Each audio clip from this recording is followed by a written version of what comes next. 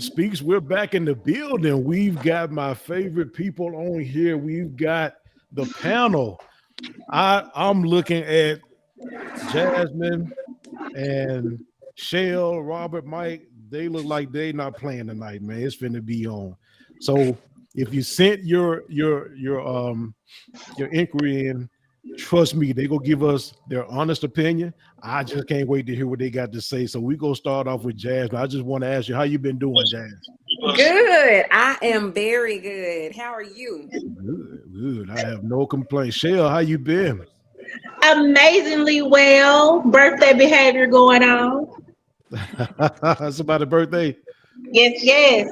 Oh, that's what's up. Who birthday we celebrating? Well, Shell. my Oh, birthday is Monday and my daughter's birthday is Friday. I'll be 40 Oh, and she'll be 19.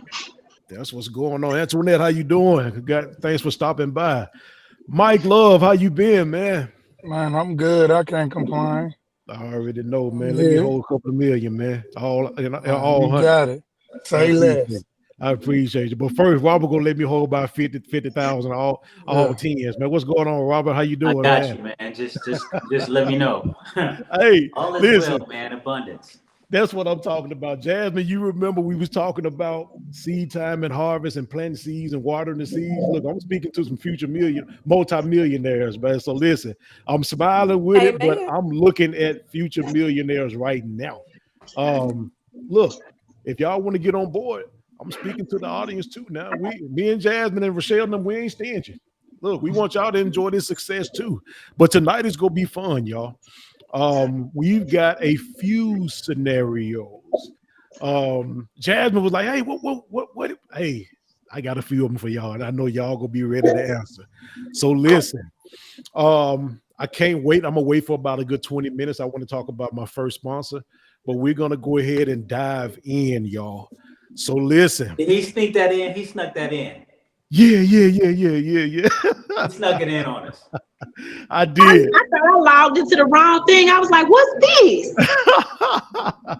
Y'all, we gonna have fun tonight, y'all. I'm telling y'all, hey, if you know me, everything that I've been saying, and I'm not saying just me to brag on me, I'm not bragging on me. But one thing about Clint, I don't lie. You're not gonna catch me stealing, lying, cheating, none of that.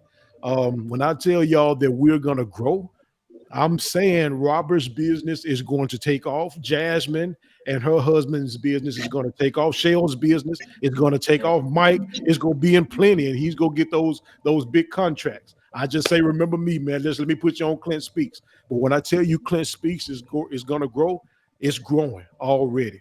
And y'all can see it, y'all. So I'm excited, y'all. I'm excited. Um, so we gonna go ahead and get started, man. I got a few scenarios I want to run by y'all. Let me get to this first one. Um, I think Shell was already tripping off of it, but we gonna get to this first one, and I want to read it verbatim how it was sent to me. So, that's scenario two. So scenario one, we're gonna start off with the ladies first. A person cheats. No, I'm sorry. That was yeah. That's number one. A person cheats on their spouse. We're not saying man or female, male or female, I'm sorry, but a person cheats on their spouse and they end up marrying the person they cheated with. So here's the scenario, y'all. You have two married people, one of them cheat, they get a divorce, and the person was cheating, the cheater, the person that they were cheating with, they end up marrying. So this is the cheater's second marriage. Can that relationship work? Jasmine, what do you say? So, okay, so let me get an understanding. Okay. They cheated on each other. What Well, no? one cheated, one didn't cheat. It was just one person that cheated. Okay, so did they divorce because of that infidelic situation? Yeah. So the first marriage, that's over with because of infidelity. So we're done with the first marriage. We know why they divorced. It's because somebody cheated. Well, that somebody was cheating with somebody in the first place, right? So, I mean, I'm just gonna use what everybody has said, like how you get into a relationship is how you get out. But that Can it work, Jasmine? If I feel like this. This is how I truly feel, and I've had somebody tell me this. Honestly, Mouthpiece told me something like this when we were doing a play. All of us. okay, He told me he was like, whether it was the man or the woman, so that person will never be able to trust that person fully, because if they cheated on their spouse with them and now they're trying to be 100% with them, in the back of their head, they will always feel like they'll be the same way. So me personally, my thought process, I mean, it can work, but I don't feel like the trust would ever be 100%. And without that trust, a relationship is kind of rocky. That's just my input on it. so you think there's it's always going to be in the back of somebody's head? Hey, this is how we got together. I mean, I feel like I'm not gonna say it won't work. I feel like it can work, but I do believe that something gonna come around to kick both of them in the tail. That's just how I feel. Gotcha. Before we get to Shell, let me read a couple of comments. Corey Whitsett said he think it can work. De'Ara, my wife, said she thinks it can work, but Karma is a mother. Hey, Christy. Hey, Teresa. How y'all doing? So, Shell, what you say?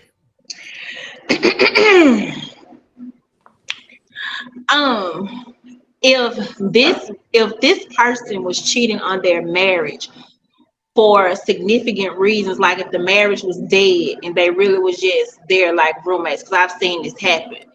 If they're really just coexisting together because they have bills together, it's no love there. But if they end up marrying the person that they were cheating with, it very so well can work. But in order for it to have worked properly, so that thing won't be in the back of your head, like in the process of you sneaking around to be with me and this and that, how strong is the friendship have they developed with each other? Was this person really your bending person, and it turned into more because they seen a different side of you that your significant other wasn't seeing? Because everybody that's married don't mean that they supposed to be together. Okay. Some people get married and they end up stuck because those conjoined bills, or they realize that they can't successfully sustain themselves without their second income coming in. It all depends, but I feel like it could work if it started like from a friendship standpoint. But if it was just one of these skeezers, if it was just one of these skeezers just out here fishing because the man was married and she dangling stuff over his head because he was married. Oh, you gotta leave your wife because of this and this and that. No, nothing like that'll work.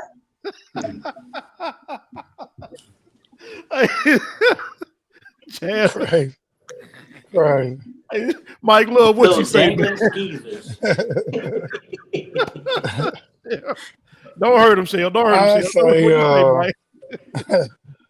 I say it can work. A lot of times we don't even know why we get married. A lot of times we get married just because that person making us feel good at the time, or we think that's something we want, and then we get into a situation and realize it ain't really what we want, and we ain't even got to be looking for nothing. The person for you end up coming in your life, and because you don't handle business right, you end up cheating or whatever the case may be. I was in the barbershop and the lady was like, I was cheating on my husband, and the dude that she was cheating with was cheating on his wife.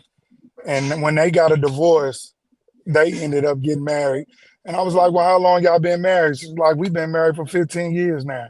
So, it don't, whatever scenario is, at the end of the day, if you in a situation, which a lot of us has been or are in, you just got to decide, either you going to stay and make it work or get out of it and be happy.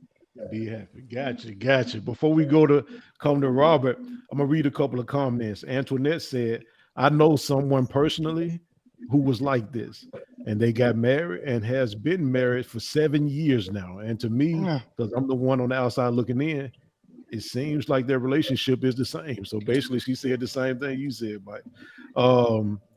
Trixie, how you doing? Crystal, how you doing? Robert, what you say, man? So I'm one of the, and the thought is that when you go into a good relationship, can you guys hear me? Yep. Yeah. When you go into a relationship, it should be about you knowing how to choose. And I think most people go into relationships, they don't know how to choose. So for instance, my mother taught me how to be a gentleman to women. My father taught me to be a masculine protector and provider, but they didn't teach me how to choose. And so when I went into my first relationship, she had a nice ass. He looked good. But my choice in her, she wasn't a match for me. Now she's a great person, but she wasn't the choice. She should not have been the choice to be a match for me. That's no downer for her. And my question to us is, the person who's going into the new relationship, have they learned to choose their partner that matches them the best? Wow. If they haven't, I say that it won't work.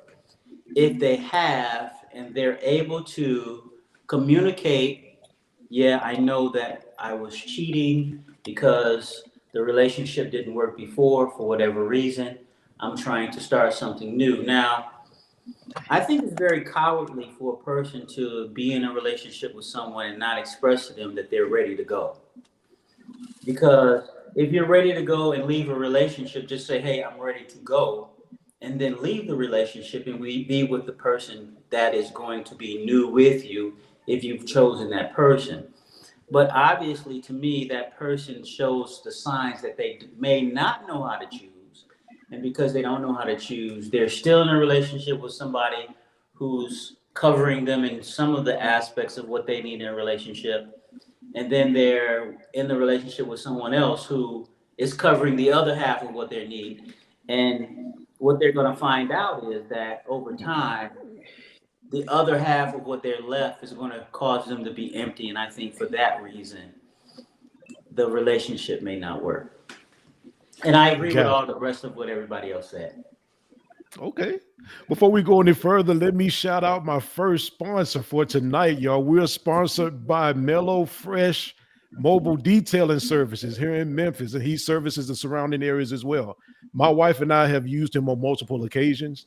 When I say he services cars, SUVs, vans, boats, RVs, you name it, luxury vehicles, he services them. And me personally, I cannot use a person's service if they're not actually passionate about it. So this particular guy, Jamel Kendrick, I'm happy to even just shout out his business and that he chose to sponsor us. So if you need mobile detailing right now in the Memphis area and the surrounding areas, be sure to call Jamel Kendrick. His number is on the screen, 901-846-3573, or you can email him at mellowfresh3@gmail.com. I am proud to shout out this guy's business. I promise you, you would not be dissatisfied. So let's do this, y'all. Let me put a twist on it. Now, for those that are... You better be a podcaster. Come on, man. Y'all, I told y'all I was growing. I told y'all this, man. Come on, man. Shout out to my boy, Tom Brady, Michael Jordan. I see you over there, my guy. I see you. I got you. I see you, Nike. I got you. Kroger. What'd you say? I got you. But anyway, listen, y'all, I'm going to put a little twist on that.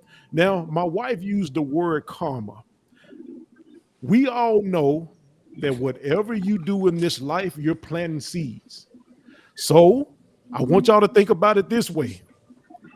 For everybody that said it can work, I'm not disagreeing with you, but they did plant seeds though, Jasmine. So whatever seeds you plant, you got to get that harvest back. Mm-hmm. What do you say to that same scenario? Me? Yeah. Say it again. I'm sorry. So we know that from what a few of y'all said, it can work. A few people in the comments said, yeah, it can work. But let's take this into consideration. Everybody on the panel, whatever seeds you plant, you got to get that harvest back. And I'm not disagreeing with anybody. I'm just really having fun with y'all tonight.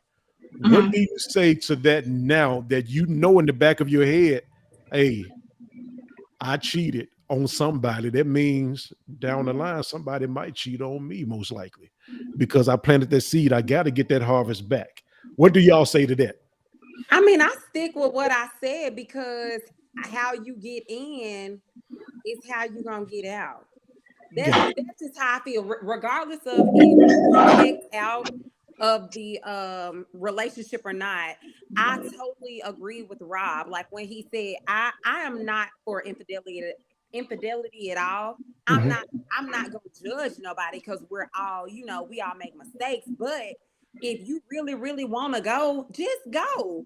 Because I'm a firm believer in it. That's why I try to do right by folks. Because I'm like, listen, Big G can spin the block not only for good things, but for bad things too. You know what I'm saying? So I feel like however you get in something, you're gonna get out of it that way. Wow. I just stick with it. Well said. What's up, Lorenzo Walker? How you doing, man? Shell, if you ain't killed them by now, what you say, Shell? I'm gonna compare it to like people that live by the streets. You live by the streets, you're gonna die by the streets. If you get into a situation like that, you have to be well prepared for the pros and the cons. You have to be prepared for whether, even if the person that was on the outside of the marriage, you probably had no intentions on what transpired, but you got to be well prepared for may come after. You got to be well prepared. Anything can happen because karma is a bee. And sometimes she show up real pleasant and you don't even know you're getting hit. Sometimes you end up sick for the rest of your life. Or you can live happily ever after. Or what's the other or? It may not hit you, it may hit your children. But just something to think about. No, but that's true though. That's true. That's true. Can I say something? Yeah, come on. Because we know somebody close to us that have been in this situation too. And sometimes it'll look like it's all peaches and cream, y'all living a blessed life, and immediately things start to hit destruction because it's like, oh, you thought I forgot about what you did. Okay, sometimes karma, or since we're saying karma, sometimes karma will let you get real comfortable and make you think like, okay, you got past with it, you good. I ain't gonna do nothing. And the minute you get to a comfortable state and thinking you flying high, things hit the fan. Then you find out you did what? Well, man, Mike Love, what you say, man? I don't mean to be the devil's advocate. No, hey, speak your piece, doc. Speak. But we in our culture, we always talk about karma, But them white folks did us wrong. When they gonna get their karma? I've asked the same thing. You know what I'm saying? So do we really get karma, or is it that we do things and as happen? Things just happen. You do wrong. Some people do wrong, and I say this all the time. Some people do wrong and never get caught. Nothing never happened to them, and somebody could take a pencil and boom, they caught. That was me. I couldn't do nothing wrong. Every time I decided to do something wrong, I got caught. So I just decided, well, I ain't gonna do wrong. So I try to live that way.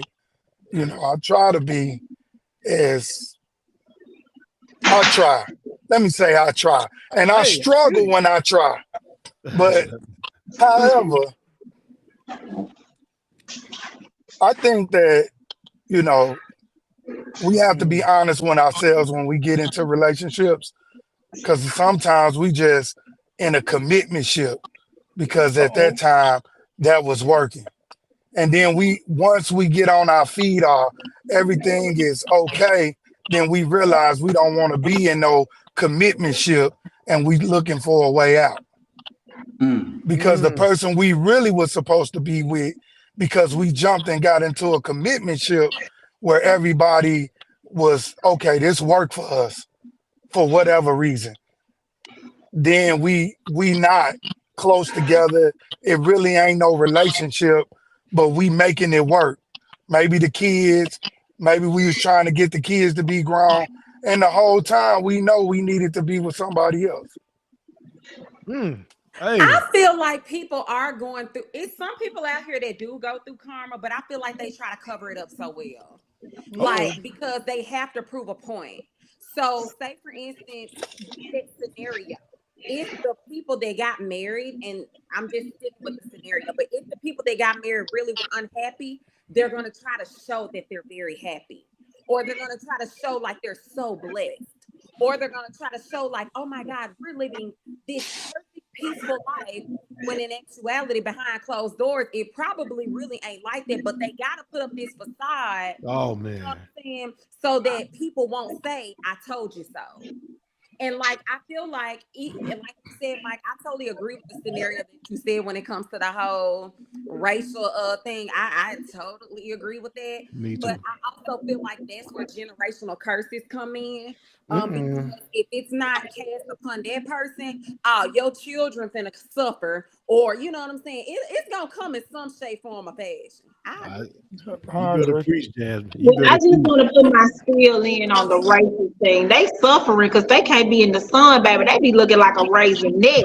And we can live in the sun. We have barbecues and everything in the sun. No, they got You their crazy, karma. girl. And then by the time they get 40 and 50, they be looking a little. Next question. Girl, you crazy. I'm just they getting their karma. Oh, she said a raisin there. Come on, hey, Oh man. hey, before we get to Robert, let me read a couple of these comments. Lorenzo said facts, Mike. He was agreeing with you, Mike. Tasha Bell said you reap what you sow. I do agree with that. Hollis said preach, Mike. My wife said, yeah, but it can go to the generations after. Y'all, and I'm telling y'all some things I've seen.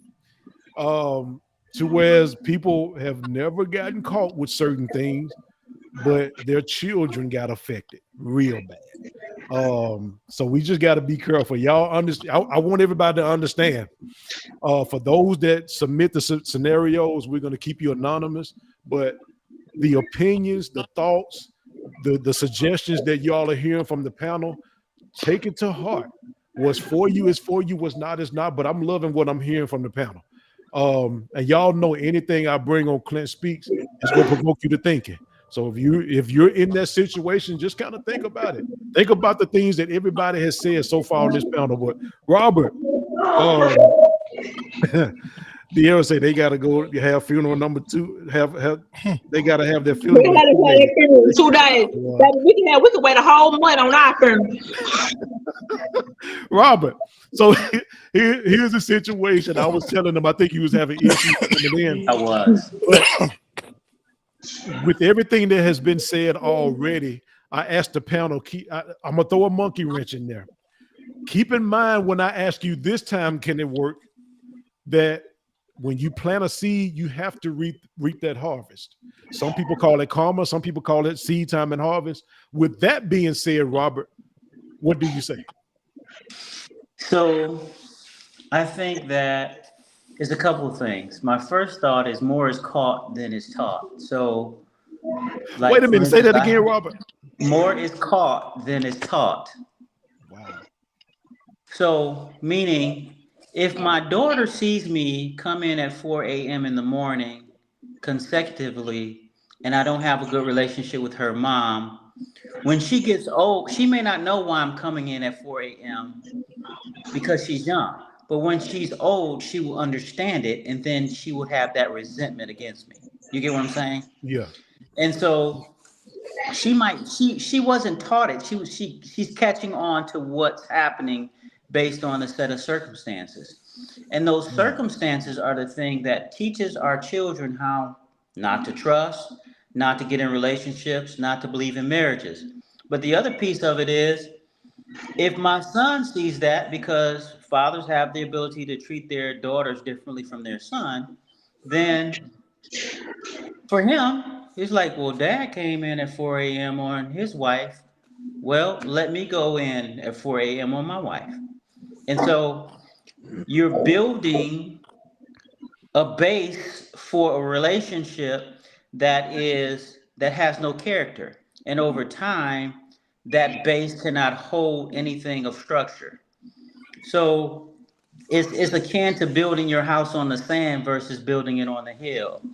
I like how Kwame Kilpatrick said, I always quote him. He said, don't let your position and your ideology take you where your character can't keep you. Wow. Meaning, if you feel that you're not a person who can be committed, don't get in a relationship.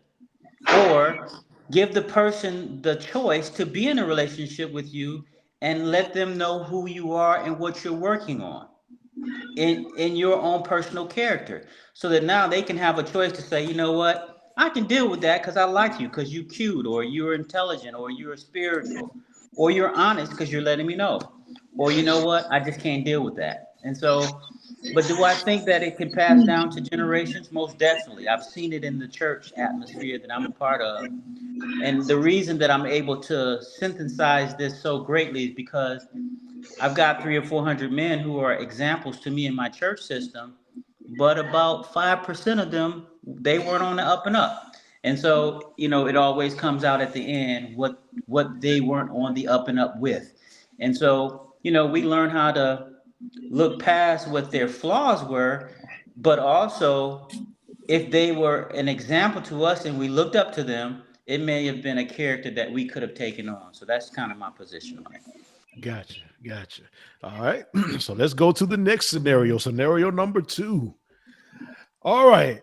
This has happened a few times, but this is what I have. Well, before I go, Corey Wissett says so many married people are miserable because they're afraid of karma or God, fear, and they live their entire lives unhappy. I would be afraid to stand in front of God and say that I ruined one of his daughter's life by staying and not allowing her a chance to love someone else. God would probably treat me harsher than a cheater. Wow. That's a deep comment. That's deep. Yeah, that is. That's y'all. real deep. That's deep. Lorenzo said, how do you feel if someone has done you wrong their entire life and on their dying bed, they ask you for forgiveness for all they have done or said about you? Do you think that's fair? Example, the lady that lied on Emmett Till and got him brutally murdered, then had a come to Jesus moment before she died and said that she lied. Pamela? That's not for us to judge. That's between her and her God. But how would you feel about it though? Even though you're not judging, how would you feel? I mean, what's up, Sydney? I'm still mad about Emmett Till, and I wasn't even born. Man, look, man, Yeah. come on, man. So I Especially mean, us that got children. but when you dying, it's best to ask for forgiveness while you're alive than when you dead. Because when you dead, it's too late. So at least he had time to do it. Yeah. So I let's agree with Corey. I agree with Corey 100%. yeah, I do too. I'm like you, Shay. I don't think it's right to be with somebody and you're not happy, and that person could, even you could be with somebody that you really, really like. Look, y'all, the word of God, I'm gonna go spiritual for a second. The word of God commands us to love. We are supposed to love each other, but that don't mean that we like each other. That's a total difference. I love everybody, but there's some folks I just straight up don't like. I don't like them. I don't like their character. I don't like what they stand for. And they will probably never know, but I don't like everybody. It's just that's just me, but I love everybody. I'll do what I can for anybody, but I may not like how you act. I may not like how you present yourself. I don't want you in my house if you know, for 30 years straight, all you do is steal. I don't like it. You know what I'm saying? I don't like it. I don't want you around my daughter or my granddaughters or my grandson if you can't control your sexuality. If you just got to touch folks, you got to put them in your life. I don't like that. I just don't like that spirit of people, man. But I love you, but I don't like what you represent. So So my go ahead. thing I say is I can be cool with you, but I ain't got to fool with you. Exactly. And if I see you, I Exactly. can say what's up. I can do a play with you, but if I see you on the side of the road, I'm gonna keep going. Come I on, don't man. fool with you like that. Yeah, that's That's just how it is. but let's get to this next scenario, y'all. I want to hear y'all's opinion on this one. Like I said, this one has happened more than not, but a man asked his girlfriend for $50 to purchase a $100 lottery ticket. The lottery ticket cost $100. He had 50, but he needed 50 more to buy this ticket. He asked his girlfriend for the 50. She gave it to him. Now, there was no further agreement made. He wins $6 million and clears $4 million after taxes. I guess she said, hey, you gonna give me half, right? And he said no. So she sues him for half of his earning for $2 million. Is he entitled to give her the $50 back only, or half of his winnings? Jasmine, what you say? Go to somebody else. Don't cuss me out, Jan. I'm just Come on, man. I ain't tripping tonight. hey, y'all see why I love her, man. Jasmine different, man. What's up, Shell? Okay, so man, Pooh. The scenario said she gave him the $50. Right. Yay.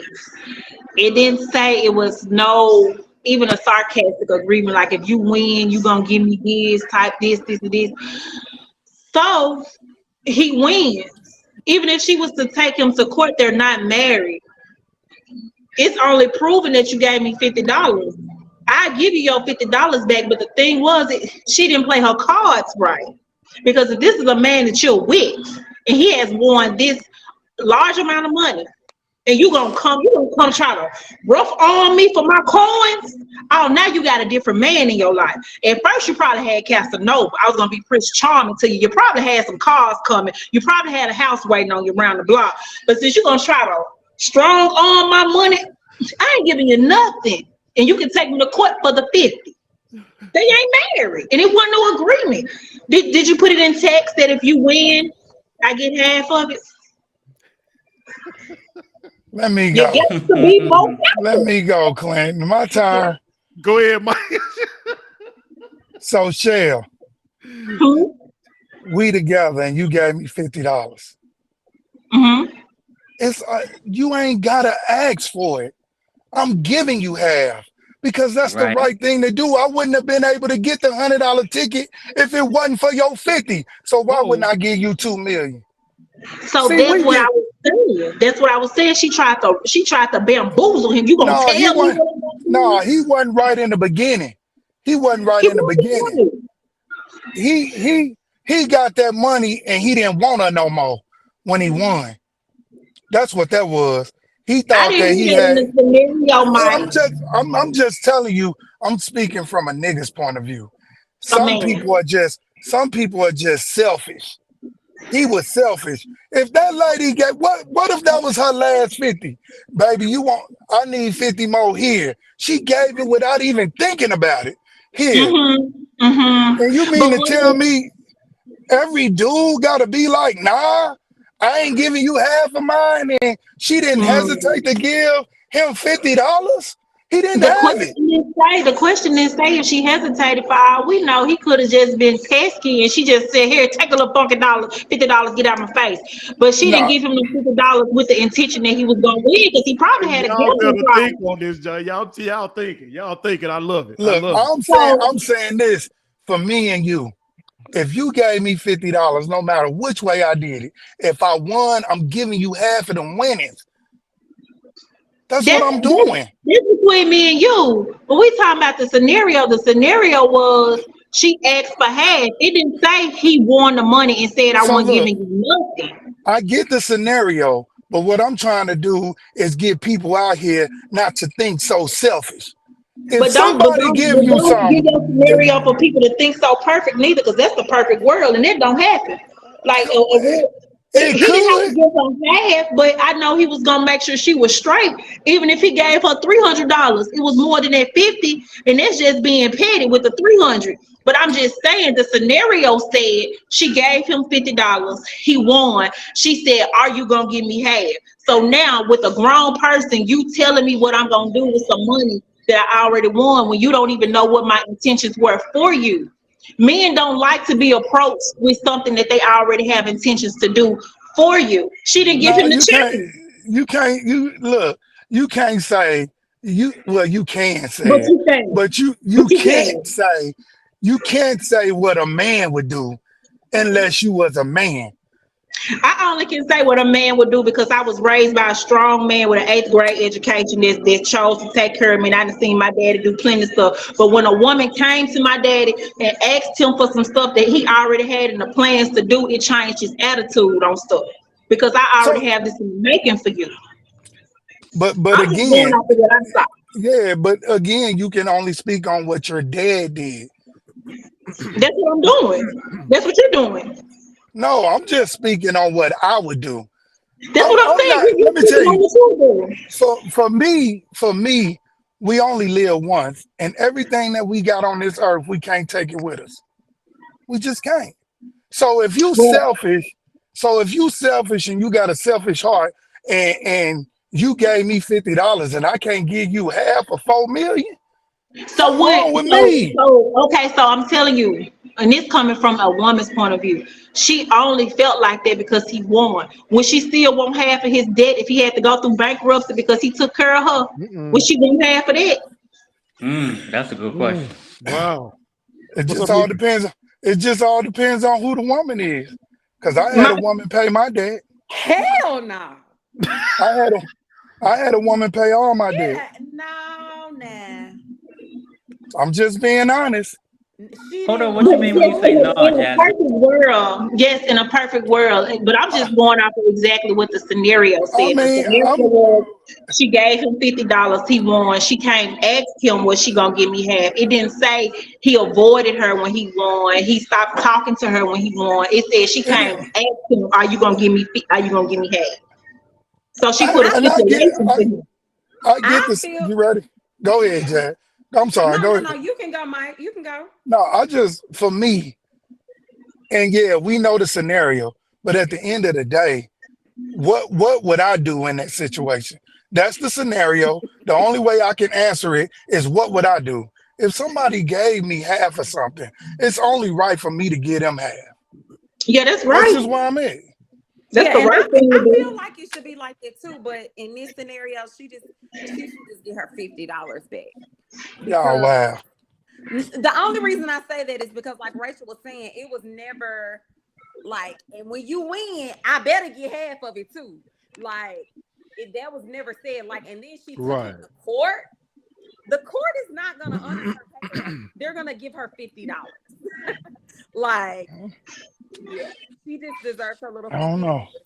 And like Rachel said, he probably would have done more. He probably Mhm. was finna propose or something, but then she showed who she really was. Like, so yeah, $50. I think for me, it's the level of the relationship. So, for instance, if we're just kicking it and she's a friend with benefits, I probably would give her no more than 10%. $40. You know what I'm saying? Just what she got back. If she was a person who was a woman of equality, a feminist, I probably would give her $50 back. If she was a person that I loved, I probably would say she could have it all because I would probably trust her to the point where she could handle my money. And so it just depends on where she is, on my interaction with her, on how I trust her with the level of money. And so I think it's that with everything. And then if she had to come at me like that, then if I loved her, like Rachel said, I'd be disappointed. I probably would be opt to give her nothing. But to just settle out, I would probably give her the 2 mil. But if she was like a feminist and I didn't know it, I probably would just give her $50. And so it just depends on my interaction with her as a person because how you rub me usually is how I respond to you. And I try And to be just. I try to clearly be she just didn't based on trust your him. interaction with me. Clearly, she didn't trust him fully to have to be like, okay, I'm taking you to court then. That's They were that's my toxic. thought. Yeah, they were So already if you toxic. don't trust me, because you could, if I put it 4 million in the bank and you got access to it while we arguing. Mm-hmm. I You know see And what that's I'm right, saying? because I'm gonna transfer some. I'm talking about Shawny O'Neal. Toop, toop, toop, toop, toop, toop, toop, toop, toop. Y'all wow. Y'all wow, So But man. so The ladies, are man, the y'all man not transferring? planning on leaving her So here's because the she knew question, about the Jasmine man. and Rachel. Are y'all transferring out of my account if y'all just had access, or y'all just keeping access? Okay, so I'm gonna make sure I keep the access to your kind side because I always want access to have privileges. I ain't trying to go to jail to get it though. you said I Okay. have access to your account. Yes. I'm transferring. It ain't no jail time. Dang. If I Dang. have access, no, for real, because listen, if you trust me enough, and you already said you a real loving man, because you said if you love him, you give him the whole thing. So if you love me to give me access to your bank, I'm transferring. I'll Dang. let you know, like, babe, I'm about to transfer this amount, but it's gonna get transferred. Because why do I have access? Uh-oh.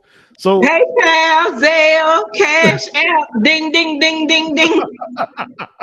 Corey, Mm-mm. Michelle, What they call green dot cards.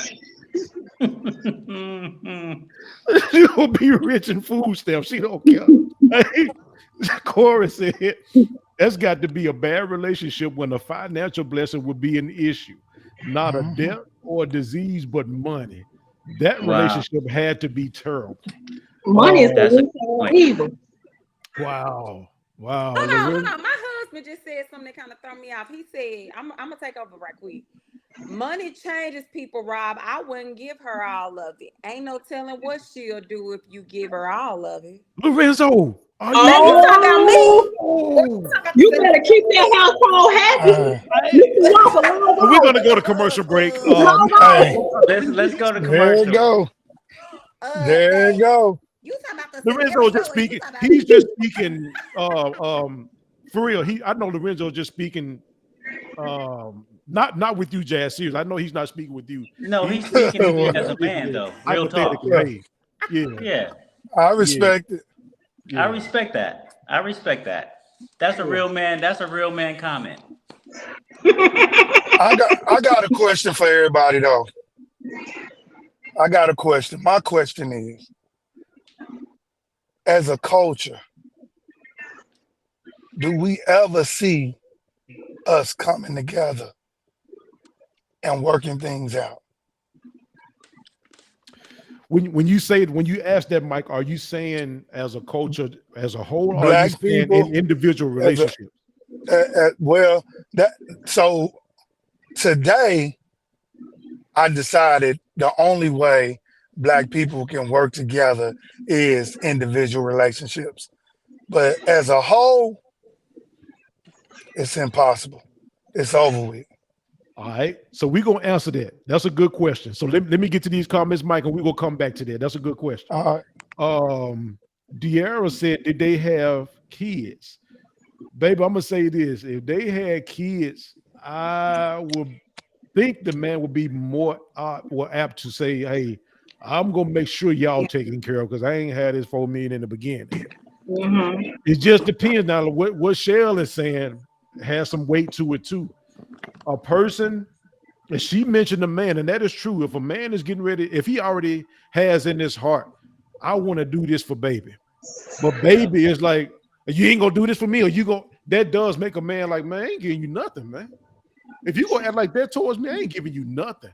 And let me say this, De'Ara is not like that. So, but I'm saying it depends on how a person comes at you. But if they have children, De'Ara, I would believe that man would be like, hey, I'm gonna make sure my children is good, unless, like Corey said, that's a bad relationship anyway. And the man is like, I would rather take my children with me.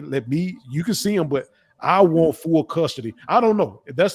We can go into a lot of scenarios with them, but they never stated that they had children.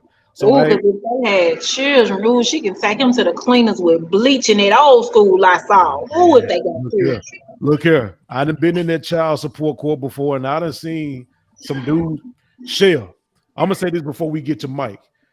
I don't. It was a guy in there. He had to been like 35, 38.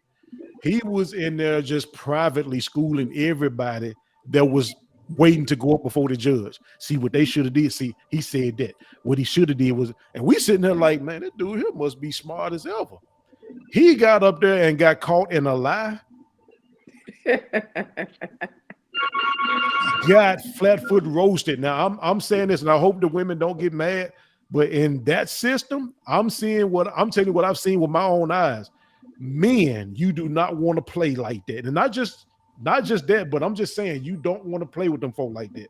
Because whether y'all say they ain't for the children, they about money, I'm telling you, men have been known more than not to not be favored in that system. So, Most definitely. so That's actually something you should talk on. I do not believe in child support. I don't either. I I don't either. And I got a deadbeat and I don't believe in. Yeah, like even my child's father is on child support. My daughter, my 15-year-old has her card. Like I don't even because I do not believe in child support. Okay, so with that being said, Mike Rob, y'all remind me, man, we got to do a segment on that. Matter of fact, we can do that. I don't want to keep wearing y'all out. We'll talk. We're gonna do that soon. I'm gonna get to some comments, but I got to get to Mike's question. I'm gonna get to a few comments. Christy said, I feel if he couldn't afford to buy his own ticket, then he has some level of obligation to break off a nice chunk. I agree with that. Okay, cool. But that don't mean he couldn't afford to buy his own ticket because he asked for $50 because I can afford to always get my hair done, but that don't mean I'm not gonna accept my man getting it done for me. But you That didn't. That's means that different. That's You different, asked him, Shell. But I'm just saying because he That asked for the was good. $50, that don't mean that he couldn't afford it. He just probably just said, baby, go $50 on his ticket. It But don't if mean he that he did, couldn't afford it. but if he did that part, what you just said, Shell, if he did that, then why was it a problem for him giving her half? Because of how she approached him. Oh, come on. Okay. Okay. It paused for a second. We lost connection. Y'all stick with me. Don't go nowhere. I'm gonna let y'all know. I believe it came back on. It never went off. Yeah, I'm showing that we're live. Clint. Yeah. I'm still here. I'm still here. We're on. Okay, Yeah. good. We've got to get to Mike's question, but I got some more comments in here. So Mike, I ain't forgot about you, man. And Go we got ahead. Go another- ahead. Okay, we got another scenario too, y'all, but I got to get to these. So, yeah, that's what I was trying to say. Lorenzo was speaking in general. Man, I'm still hurt. Jasmine gonna take all my money. They already don't be liking me on here, Rob. That's not what I said. He Hey, said Rob, he what's like that to movie? do I'm just kidding. transfers. I said I was gonna transfer. It's gonna be, but our bank accounts, you can see it on the online banking. So you can transfer some too. Hey, She said, don't no, do me they like that. always don't be liking me on here. Hey, Mike, Jasmine said I'm you'll just be able to playing, see I'm it just too. Yeah. Yeah. They love me, Jasmine. Oh man, look. So Mike Hollis said Mike is a teacher, and that's a great question. So yeah, we're gonna get back to that, Hollis. Stick with us, Hollis. Lorenzo said, I know men whose wives or girlfriend cleaned their entire accounts and house out while they were on the road working. And it wasn't me, because baby, I'm a capitalize it. See, Rob, I'm a transfer to add to it. Hey, Okay. that happened to me though. Y'all, for real. I came home and all my stuff was gone. She moved out. Wow. Everything. I mean, but it was like 3 months. It took me 3 months to refurnish the whole house. And she came because I didn't ever change the locks. She came over. She was like, I see you made this house back into a home. I told her, one monkey don't stop no show. The show must go on. So if you're a man and you're about your business, you ain't gonna sit and cry about it. You're gonna make it happen every True. time. So, Mike, you had that happen to you, and you still say you'll give $2 million to your new Man, girlfriend. look, man, You a good dude. money is what it is, bro. You a good I dude, ain't. man. I started out with nothing. I'm talking about drinking water and feeling the water go all the way down to your stomach, to being able to buy whatever I want in this world. Yeah, I don't care. I White feel you. people, they can have all the money in the world, and if you take it, they gonna kill themselves. If you take it from me, if I lose everything I got, I'm gonna start over. That's just how it's gonna go. Yeah, De'Ara is cutting up in these comments, boy. Y'all see what I be dealing with. De'Ara be tripping. Look, I'm just saying. so Corey Witt said Gold Digger's gonna put this picture up, hunt him. They gonna watch this and fall in love. No, And he Rob was- is married. Rob is married. Aren't you married, Rob? Yeah, that part. Exactly. Y'all can't get my brother. That's what I'm talking about, Jay. Corey said, well, if he put $50 on his ticket, then it is a legal agreement, and she can prove, and she will get half. Wait a She minute. gonna get that 50. She gonna get that. Oh man, ain't gonna be too many more starting over, Mike. Okay. Let me for y'all. Oh, Mike, how does that person look? I know she looks ran through. I mean, my kid's mama. It's my kid's mama. She Oh, all right, I guess. But I don't know. I don't look at her like that. But I talk to her husband all the time. He cool. Hey, He K cool, Perry, how dude. you doing? Hey, so I got another scenario, y'all, real quick before we get to Mike's. Now, we actually saw this happen. It went viral, but it happens more than naught too. So let me read it just like it came to me.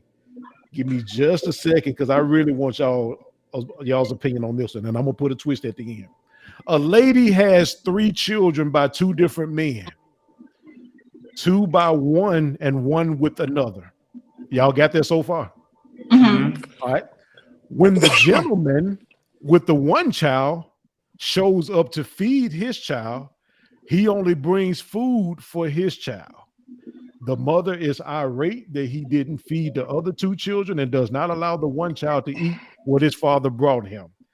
What should he have done in that situation? I'll go. Let's go. Okay, so my dad has 5 kids, 5 different women. So somebody got a lot of noise in the background. You hear that? Y'all gonna have to go outside now, immediately, expeditiously buy, get out. Expedition. You smoke crack, Because we don't hear you? all that on here. Bye. So, yeah, my dad has 5 kids, 5 different women, and whenever my dad would go visit one of my siblings and would take me with him, and that woman had other kids, my dad would bring food for the whole house. He would bring food for everybody. And he even trained me, like when company, I trained my kids like this. When company come over, we don't have enough to feed everybody, we not eating until the company leaves. So morally, he was wrong.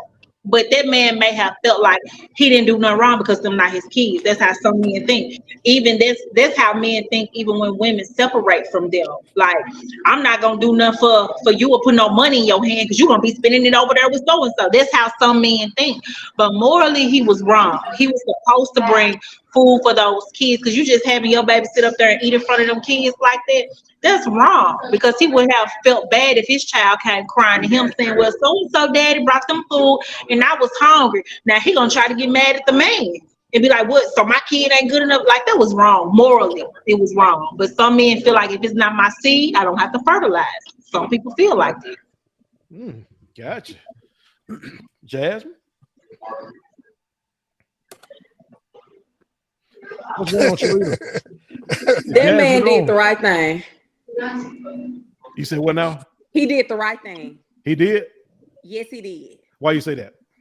I feel like their father could have okay, so just like with our situation, we're a blended family. So Okay. this is very easy for me. So sometimes Lorenzo get, sometimes we get his biological kids and we got my biological kids.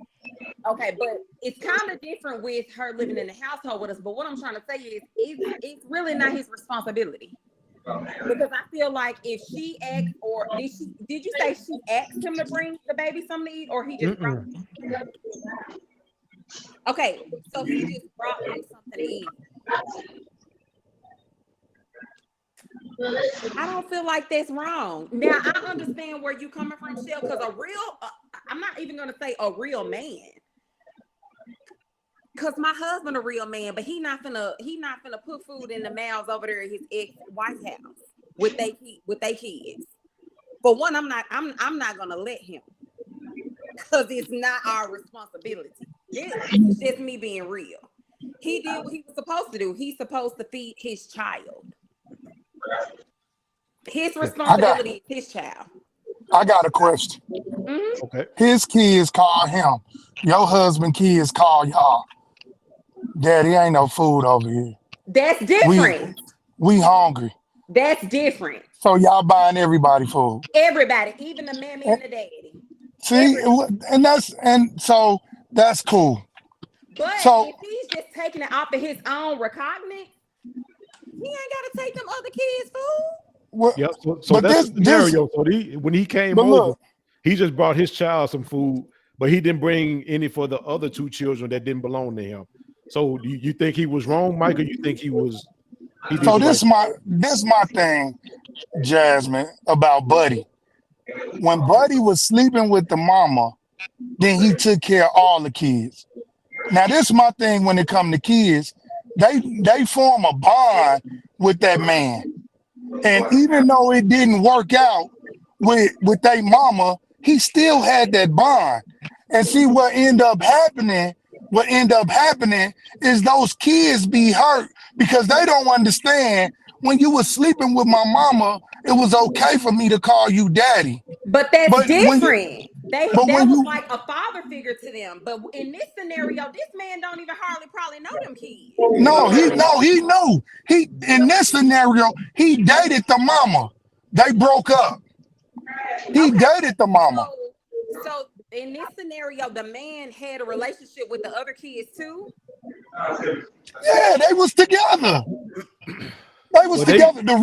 He just read half the story. The true story is that they was together. They had a kid together. He was there taking care of all of them. And then they broke up for whatever reason. And he just felt like he needed to take care of his own kid. Okay, But so if that's the case, he was wrong. Now, if he had a relationship with the children and they knew him as stepdaddy and this, that, and the other, yeah, he should not just neglect those kids. But if he didn't have no relationship with them kids or didn't know them kids, nah. So I'm a firm believer in kids pick their parents. Like men can be friends with a lady with kids, and the kid can cling to that man because that's all they know. So I'm gonna share this story.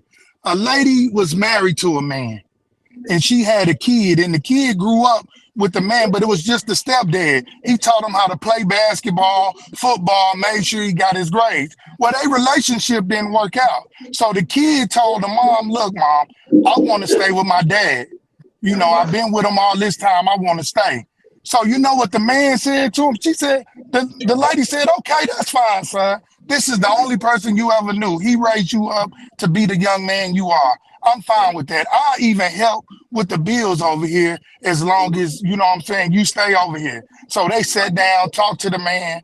The man said, if I can't be with your mama, you can't be with me. The little boy got so distraught. He started smoking weed.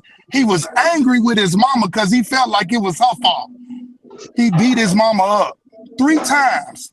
The third time, he in jail. The third time they letting him out of jail, she tell the judge, I can't do this no more.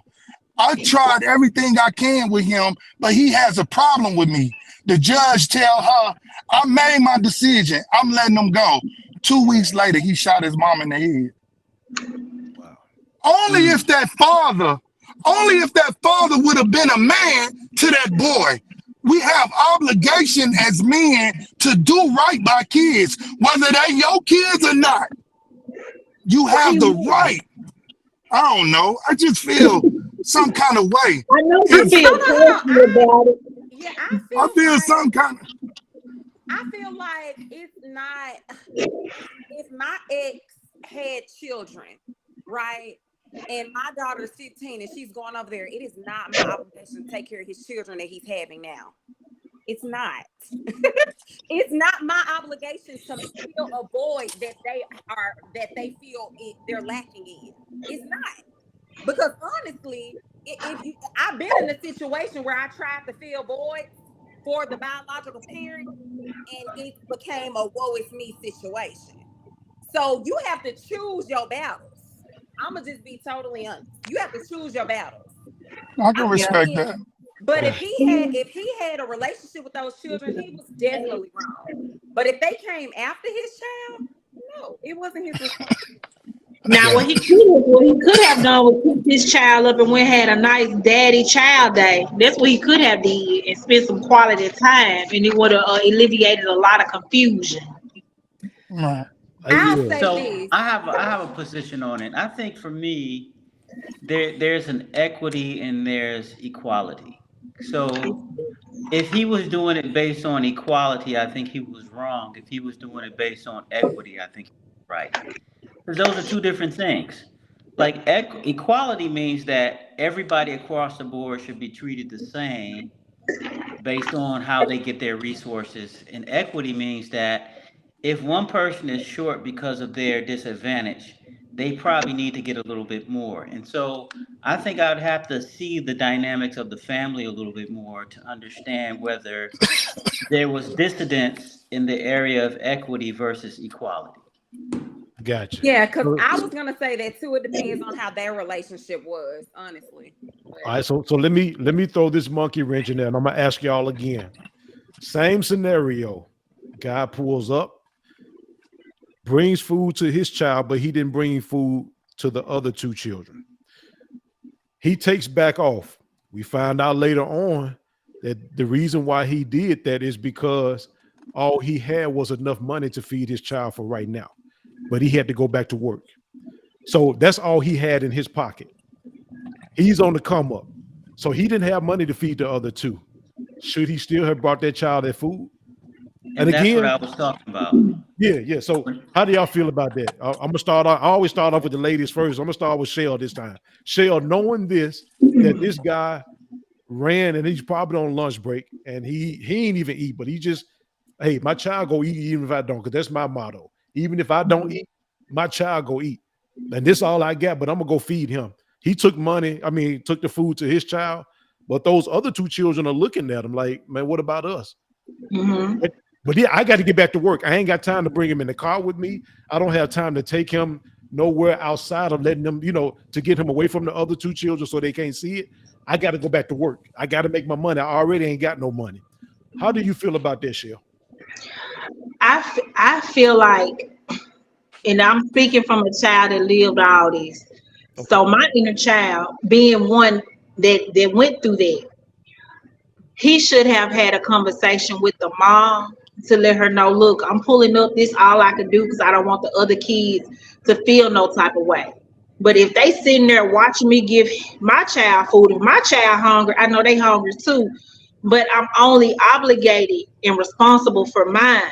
But me just being a person of morals, I would want them kids to eat what mine eat too. But I don't have it in my budget to do that right now. Can you please situate the other two kids or something so I can bring my baby some, or this all I have in my pocket. I can give you this. Shoot, you can go get some noodles, hot dogs, stretch it out for all the kids. Because what people don't understand, and this is strictly coming from being a child in this situation, we embed resentment in siblings at a young age. We show children differences unconsciously at a young age when kids have different parents. They're not understanding people's financial needs. Our kids grow up knowing it's what they see. I see you always get to do this. I see your dad or your mom always do this with you, but I'm left here with the rough edges, shoes, holes in my shoes, stomach always growling. But you fresh to death, hair stay done and all that. But we in the same household. So it's gonna be a domino effect of resentment for those siblings as they're growing up, especially if they're young, because it's not saying how old the kids are, but kids, they don't understand their shoe. Adults don't understand certain things until we get up in age. So as children, they only see what they only understand what they see, and they're hurt by what they see. My stomach growling too, touching my spinal cord. I want a chicken nugget, but all I got is ketchup. Gotcha. Do y'all agree with that? Is it my turn? Anybody can go. We're good. I just feel like why how do we know them other kids are in need? I mean, I mean, because how do we know? And I'm not saying that it's a if their father or whoever doesn't, it brings them something to eat, doesn't bring the other child something. How do we know it's not the same scenario? And then on the flip side of that, we don't know what his baby mama is like. Because I have been in situations where I have cousins, brothers, that deal with crazy baby mamas. So they gonna try to do whatever it is they gotta do to take care of their child just so she won't go to the court on them, just so she won't cause them any, mishaps. So it's really kind of hard to touch on this because you just never know what the relationship is. Like, what if that meal would have caused her to go down there and raise his child support, or just to cause some type of disturbance in his life? I understand them other kids. I just don't know. And people may be frowning upon me. It just ain't his responsibility. Is it a nice thing to do? Is it a God thing to do? Most definitely. But legally, he's not incorrect. Gotcha. Lorenzo said, so if he buys his child or children clothes, is he supposed to buy the other children clothes too? Most definitely not. No, He does not have to. no, because hunger is immediately. You're hungry immediately, and it's just said a one-time thing. Now, if it was some, and I understand, like once we do something for people one time, we be wanting to be like a chia pet and keep growing and growing and growing. So maybe he didn't want to start something that he knew this mother would fester with. Like, oh, well, you did the last time, do it this time. So it's a flip side to everything. Like, dog, I just bought a cheeseburger one time. Now you want to bring a whole turkey and the dressing to him? Dog, oh, a And for cheeseburger. her to throw the food away, like she literally discarded the food because he didn't bring the food for the other kids, she is toxic. That's toxic. Hey, She could have So- at least cut it in half or something. so look, Oh, to she speak threw it on away. to speak on the baby mama, she was really ratchet. She had eyelashes on, she had her nails on, she was screaming and hollering, talking crazy. She didn't have no sense to it at all. And maybe if y'all get a chance, because it was a really big deal on social media when that happened. At the same time, I agree with you, Cheryl. I would have went and got some bread and some hot dogs, and I'd have said, look, this is all I had time for, and been done with it. I don't know. I've been a kid sitting around watching other people open Christmas gifts, and I didn't even get a pack of drawers. Can you imagine how that feels? Sitting around people opening up gifts. They knew my situation, and still I didn't have one gift. My first Christmas was with my kids, watching my kids open up gifts. They ain't never went without a Christmas. I gave my son a nice car at the age of 15.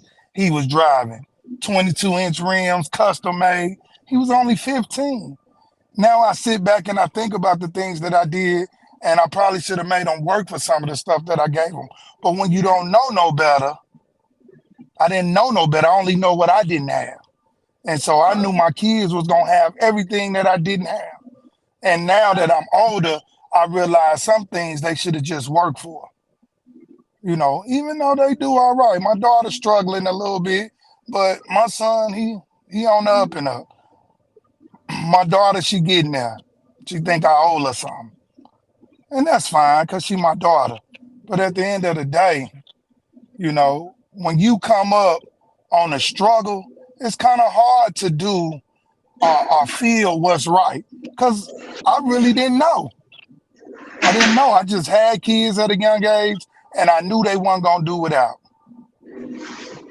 Man, So I'm thinking, the Bible parable, Joseph, the coat of many colors.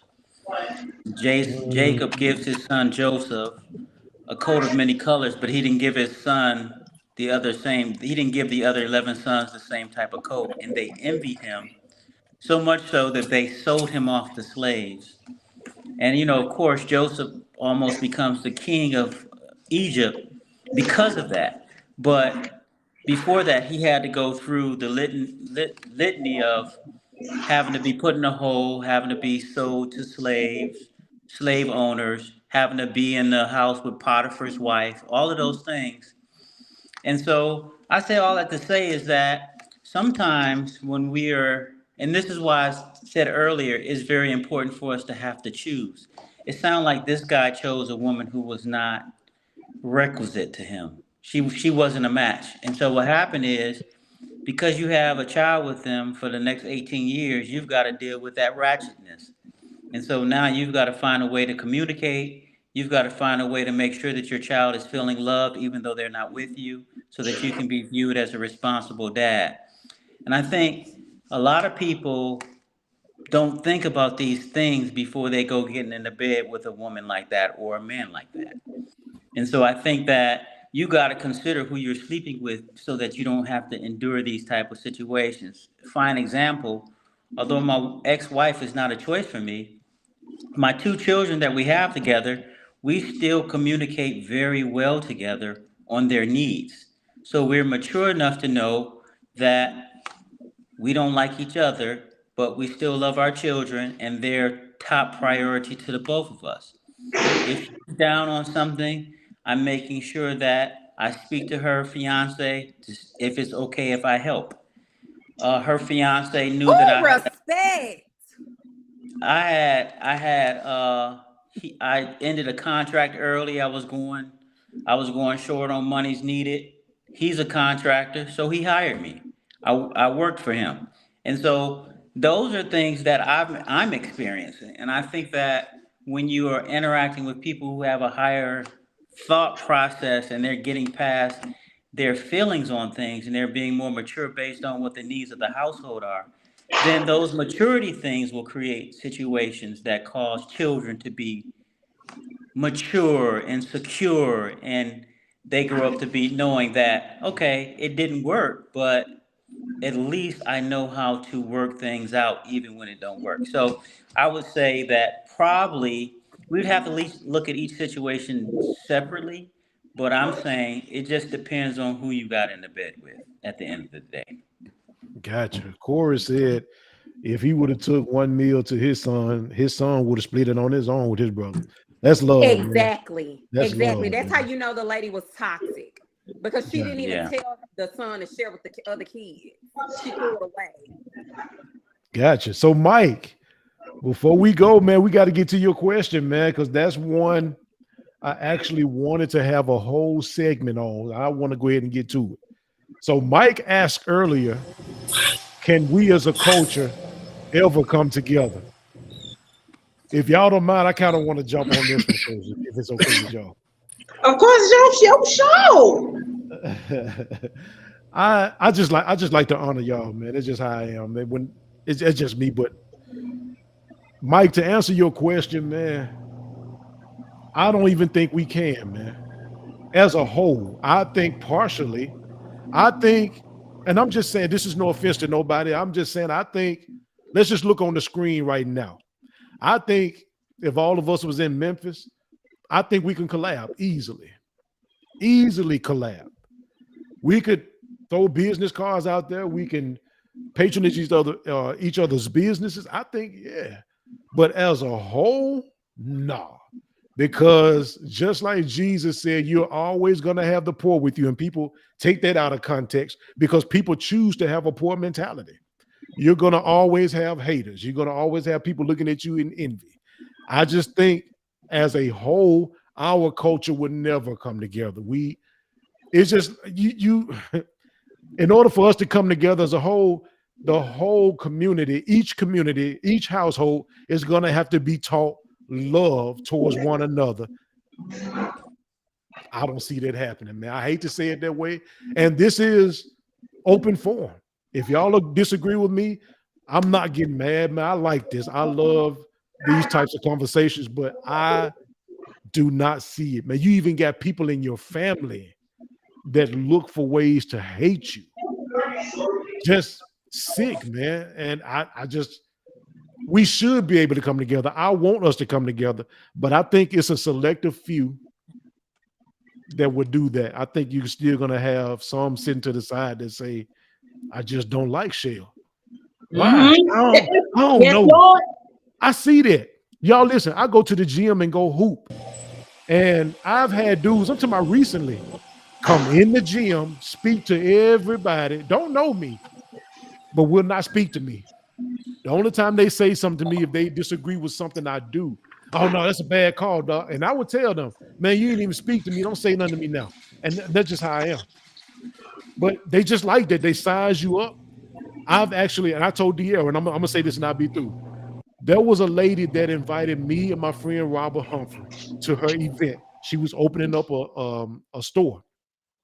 We went there and we standing there talking to them. Now, at this time, y'all, please don't take this the wrong way. Do not take this the wrong way. I'm working out.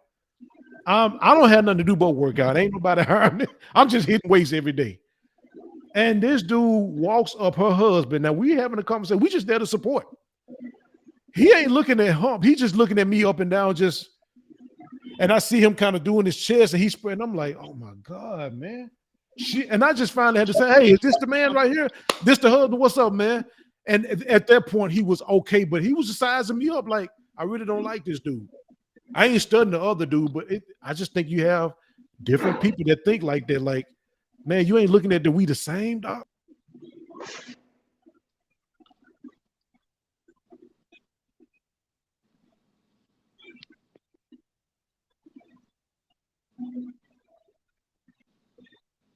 Like, I ain't here to mess off with nobody. I'm just here to support. I can hear you now.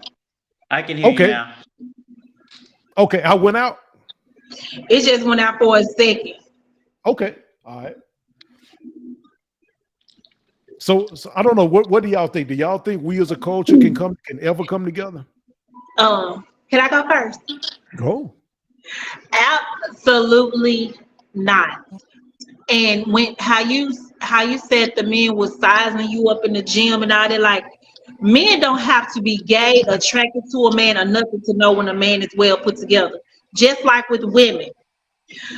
I've never seen Jasmine personally, but I can tell you if she was to walk in a room, her presence, her demeanor would demand respect and attention. And the women that's not sure of themselves, the women that feel like they have to fluff and buff themselves up for men's attention, they will be intimidated by her. They will not like her with not even hearing the sound of her voice. I go through this. People think so many things about me just by how I look, and not knowing I'm the most goofiest person around. I'll make a monk laugh. But if my demeanor is keeping you away from me, that's the God in me protecting me from hurting you. I stay free, you stay alive, because do not try me. Try Jesus. Do not try me. Our culture is so conditioned on the one-up mentality. Like Jazz had posted these earrings the other day, some tassels with the brown leather. She decided to unravel them more so to be more fringe. Oh my God, they so pretty. I can't wait till she makes some more. I'm gonna order me some. But there's so many people that will be looking at her do this same video I saw, admiring these earrings, and instead of purchasing them from a young Black woman, they're gonna take their slow head self to Hobby Lobby and try to duplicate what they saw, because they don't want to give their money to another Black woman. They don't want, oh, I can make that myself. No, it's not about you making it yourself. We can make everything in Walmart, but Walmart and Target stay packed. They stay with new clients all the time. We can make everything in them stores if we put our heads to it. Yeah. And just to go a step further, Black people have large families. If all of our family members just posted what we did once a day, twice a day, hell, much as all of us be on social media, if our folks put on their story our businesses, all of us will grow more clientele. But it's just the mindset. We'll have family members go promote other podcasts, go post other construction sites, go promote other playwrights, other actors, other venue owners, other jewelry designers, and you got this in your family. And the one thing that I hate the most, oh, this hit a nerve, my eye jumping. The one thing I hate the most is when people ask, do you know a person that do this? Do you know a person that asks for recommendations? So what I started doing was I started opening up the comments on these recommendations. If anybody on here personally knows me and y'all didn't tag my name, you silently showing me you a hater. We'll never come together. It's the mentality.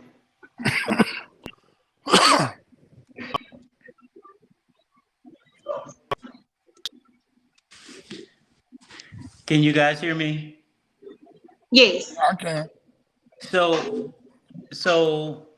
I disagree. I think that we can work together. And I'll tell you why. And I'll tell you what we should do to look at the past communities that were good, that actually worked together, and the difference that we can make in their failures. So when you look at Black Wall Street, for instance, and there were many instances of Black Wall Street in the African American community. They were good in the 10 areas of human activity. They were good in 9 of the 10 areas of human activity. They were good in economics, education, entertainment, labor law, politics, religion, sexuality, and health, but not war. So they didn't have a standing army in their 9 areas of human activity to protect what they had built. And because they didn't have that, they got pummeled. When I look at the same thing that happened with the Harlem Renaissance, the Detroit Bottom, the Chicago Renaissance, the area there in Rosewood, it's the same thing. So I think that when there's economic thought and unity amongst Black people, that they can do it. It's just that they've never really picked up arms to fight against other people because they're so loving. We're so loving. And so I think if we make that small change, that we can do what it takes. Now, there is a Black community in the world that is the most healthy, lives the longest, and is the most wealthy. Most people don't know they're in Israel. There's a 4-mile radius. They're called Falashan Jews. There's a 4-mile radius, and I've been there. There's a 4-mile radius in Israel, and they're all Black. They don't eat meat. They're all vegetarians. None of them suffered from COVID, for instance. And so are they working together? Do they farm together? Do they have a clear economic goal? They still don't have war. They still have not mastered the war and counter-war piece of the 10 areas of human activity, but they're working well as a Black community. And so I would say, yes, they work very well together. And I say, if we look at groups like that, that we can actually work well together. I think in America, what we've put first, and I think that's what you guys talked about, and you're saying no, is because we've put money ahead of unity. And so because we put money ahead of unity, I think you used the word one up, that piece is the piece that causes us to have, anger, jealousy, and all of those other adjectives about our brother, and not be able to actually come together and be a Korean or a Chinese or Indian community who they're not having these problems or this conversation. They're not saying, can Indian people or Chinese people or Japanese people stick together? They're perfecting the process of sticking together.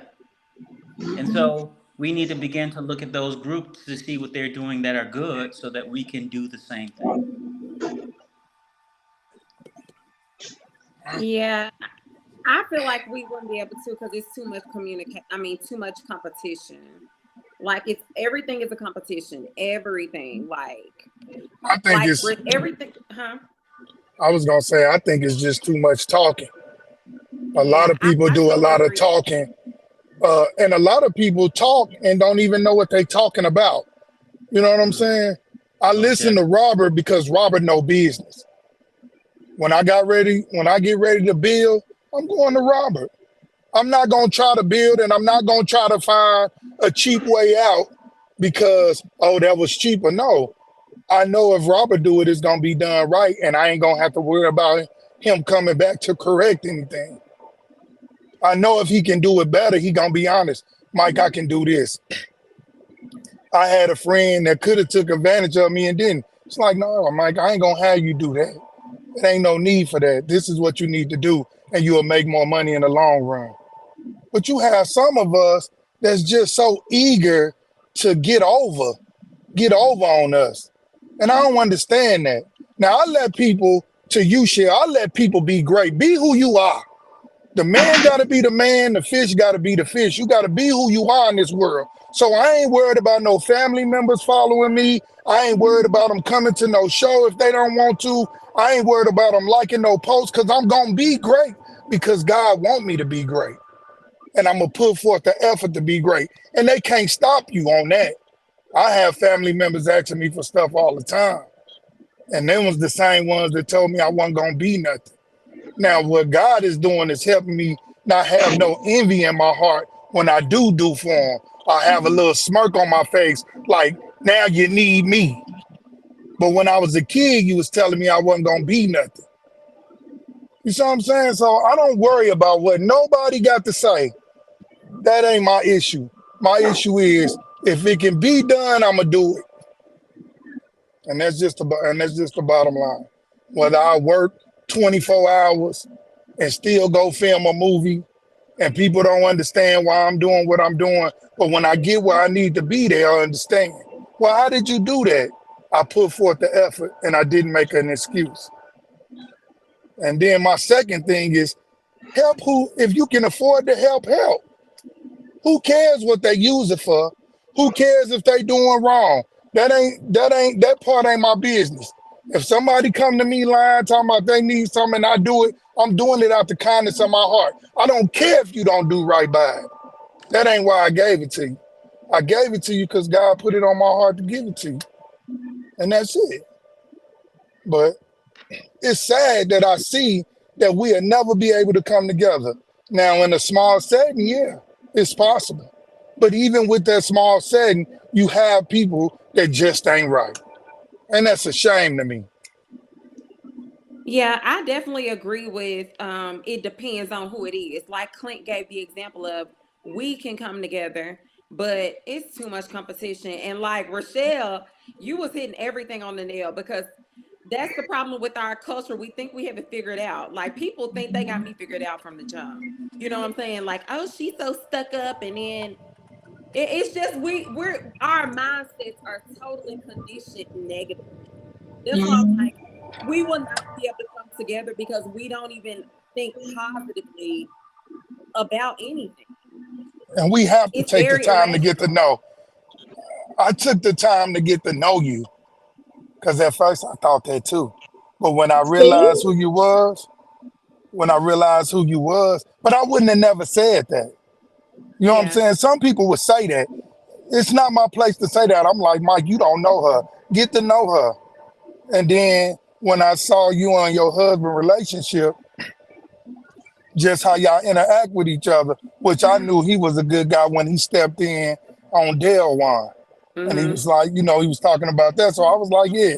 But you have to take the time to get to know people. People don't like me neither. They just don't like me. But the people that like me done took the time to get to know me. Exactly. And that I think once we start focusing on things and people that serve us well, that's when the communities will work.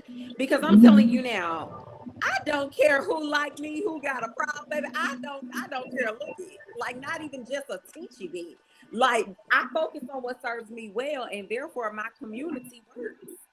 That's right. That's all that matters. Yep.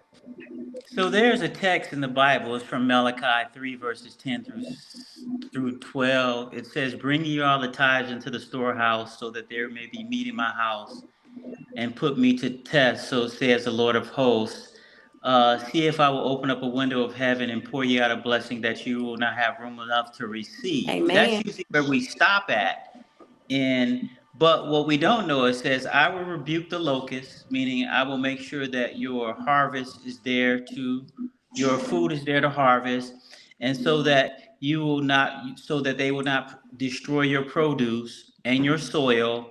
And the other thing I think it says, "And your vines and your fields shall not be barren, says the Lord of hosts. Then all nations will look at you as happy, for you will be the land, you will have your land, and you will be a delight."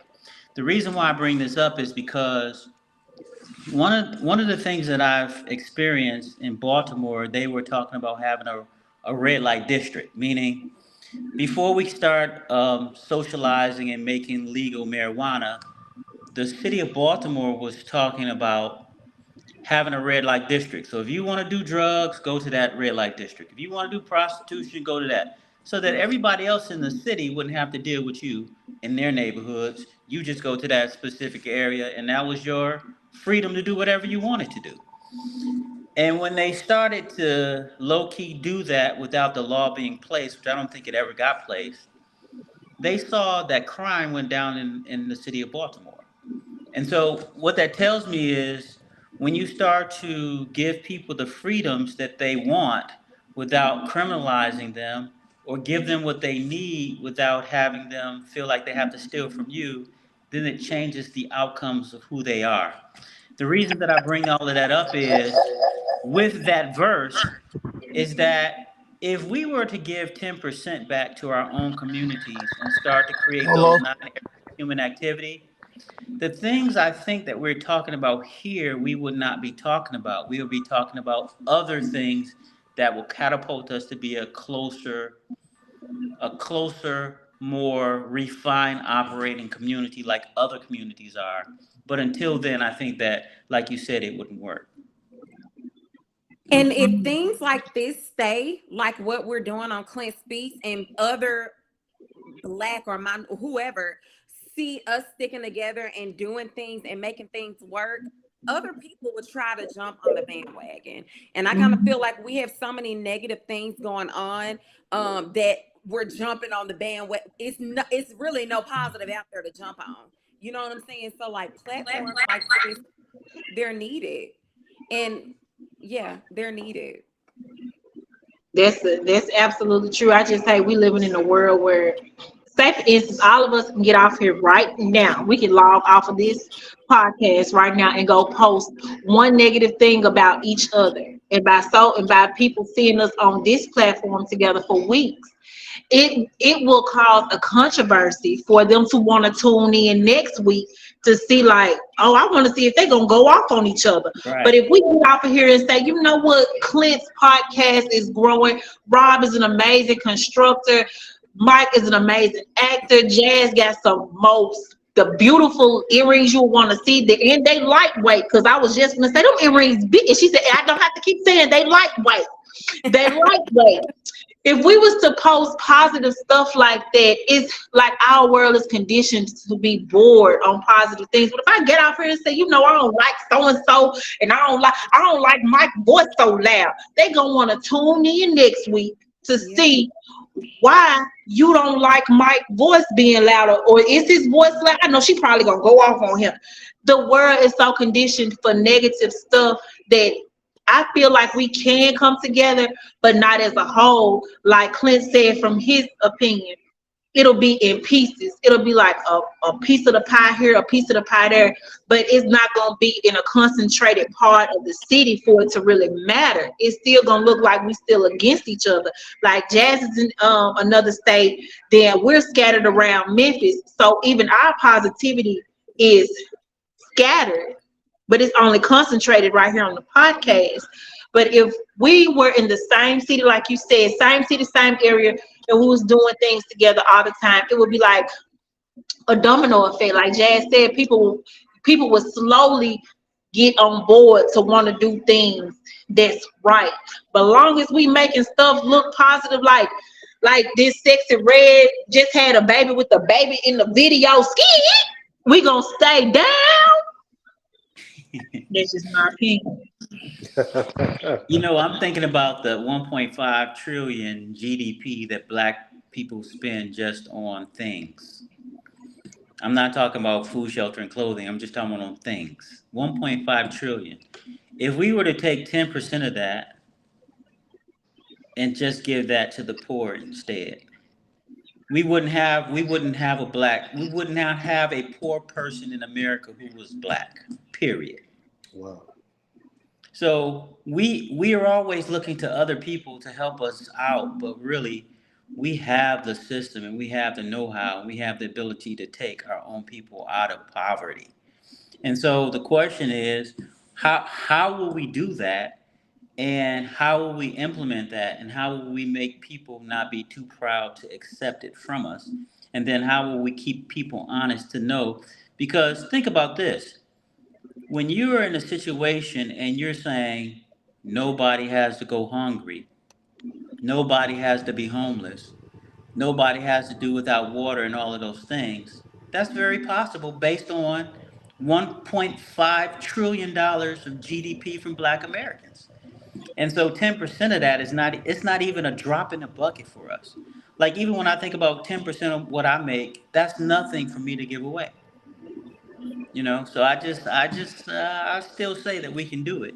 And I just think that the numbers say that we can do it. And I think that the systems have shown that we can do it. We just have to make a few upgrades. Can y'all hear me? Yeah. Yeah. Yeah. That's and I'm sorry, y'all. I had to switch from my laptop to the phone.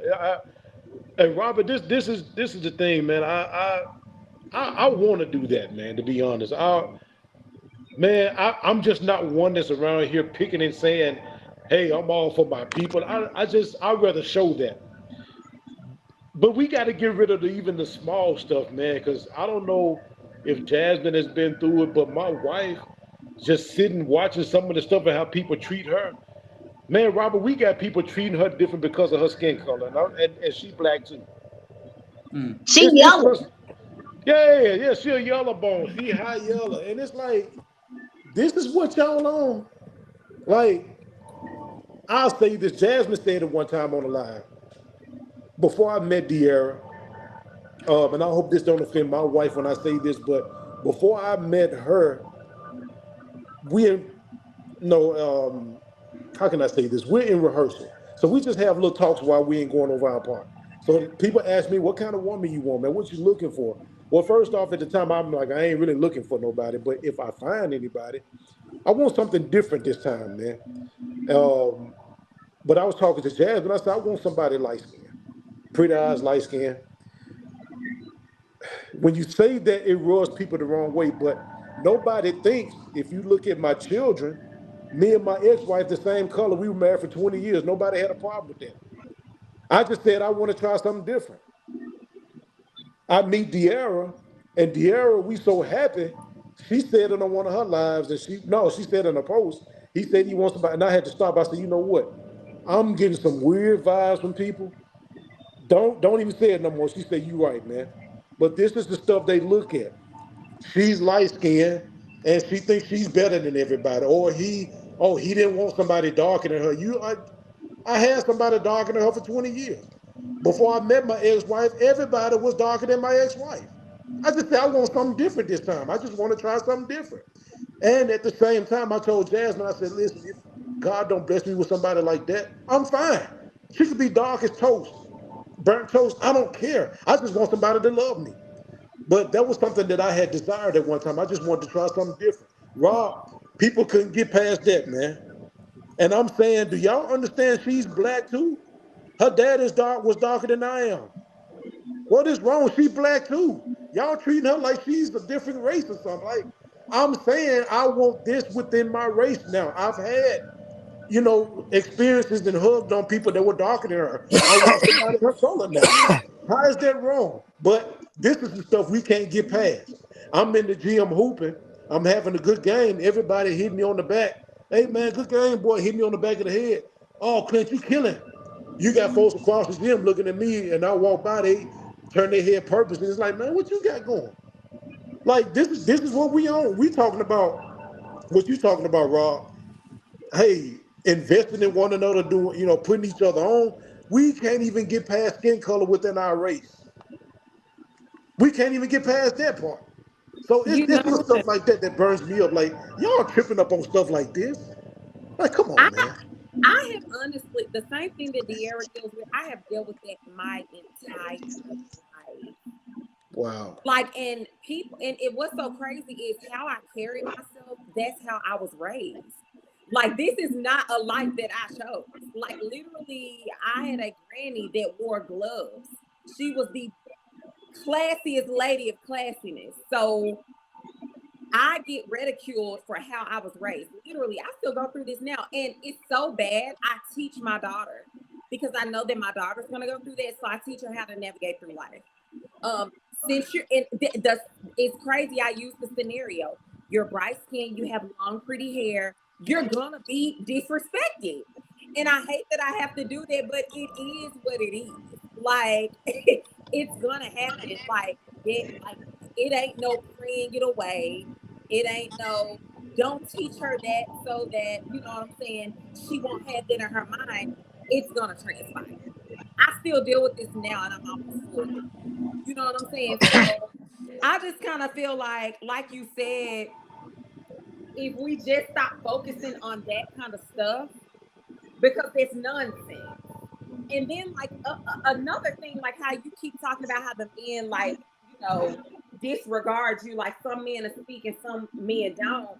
My thing is, people know when you chosen, and people know when you anointed. So the chosen people and the anointed people, they can't be liked by everybody. Period. It's gonna be an issue because a lot of times people see the good or the gifts in us before we even know we have them in ourselves. They see, like, okay, this person gonna be great. So let me try to be mean to them so I can water them down. Literally, I watered myself down for years. I would not wear certain things.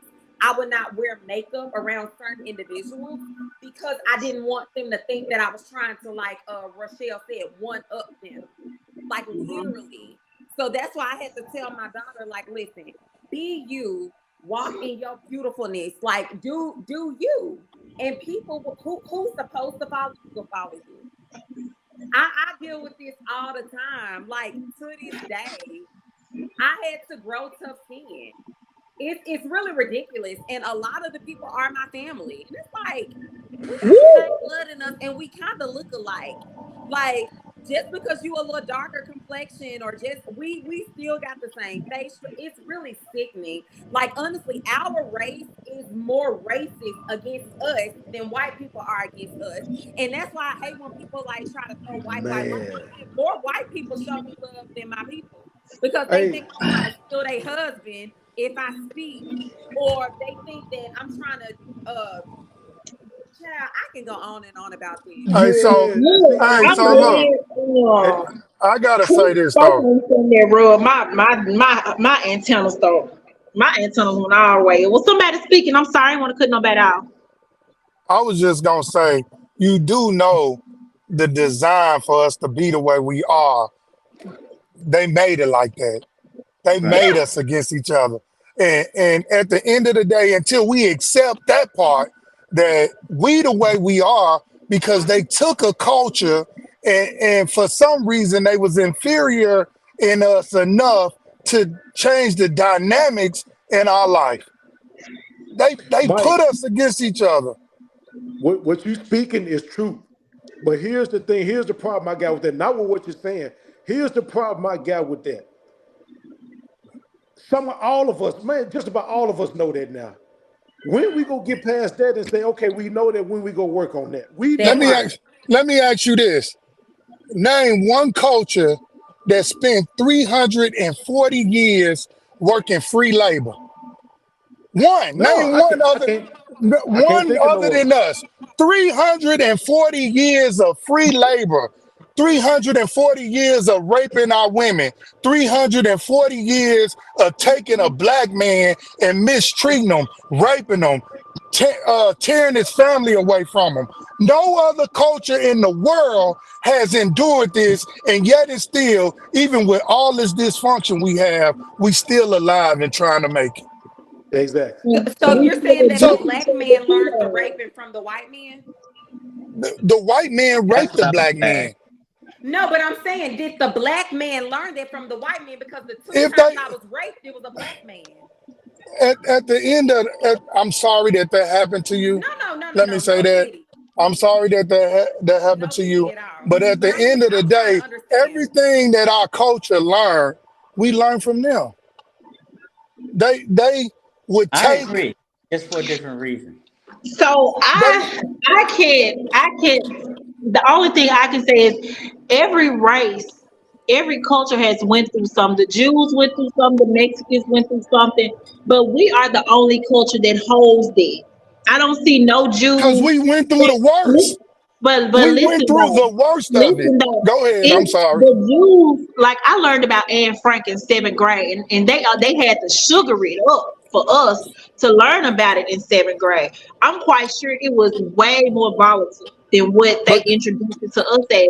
They were killed, kids were killed, innocent kids were killed because of an eye color, because your hair didn't look a certain kind of way, and you were killed by the hands of a man that was a Jew just like you. So all Share. cultures no, this is what I'm saying, Mike. All cultures went through something. But Share. Do why you do we understand this though about the Jews? They was reprimanded for what happened to them. That mean they got paid. Now they one of the most richest culture in the world. so if we got paid for going if we got our 40 acres and a mule, does that justify us being treated I don't I wrongly? don't I don't know if it's justified or not, but I know I would we deserve something But we are the only culture that veers back because to we the what only culture that happened. went through the most. So if we're the only culture that went through the most, we're the only culture that's steady doing the worst to each other though. It's But we black was on black they crime. put us against what I'm trying to say is they put us against each other. And no And matter that how could you be look at it, true. That could be true. But Now if I believe somebody puts I agree with you, that. if someone It put puts us you against each other. against each other, why do we keep doing the same thing? that's what Why do I'm we saying. keep doing the same thing? The change got to happen within us. But Why do we? I think what he's saying is it's been so programmed within our minds that we think what we're doing is actually not wrong.